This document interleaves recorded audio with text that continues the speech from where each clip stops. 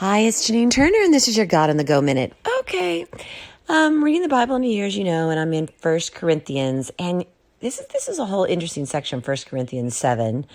But there's one line that stood out to me today that I wanted to share, and it's in 1 Corinthians 7:15. It is to peace that God has called you. It is to peace that God has called you. Isn't that it's one of those deep breath things? It's like, I'm just going to take a deep breath and I'm going to remember that it is to peace that God has called me. So I think during this time that we're all indoors and we're,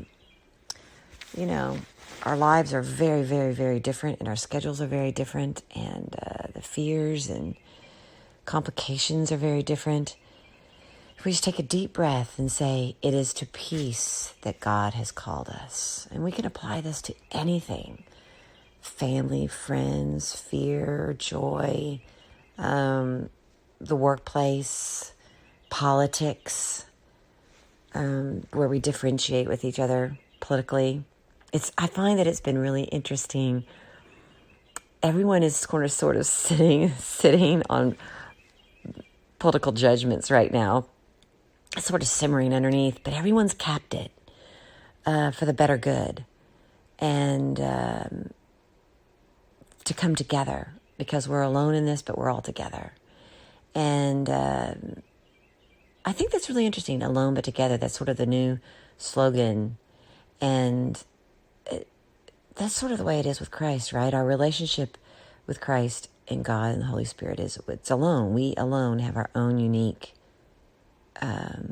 relationship and connection, but together as a group, a body of Christians, we're together. So it's alone together. Kind of cool if you think about it, right? But there's also this aspect in our country where we're alone in our thoughts and our opinions and our political judgments of things, but we're together in just wanting for everyone to get well and to be safe. So that is also what the American dream and the American spirit is all about.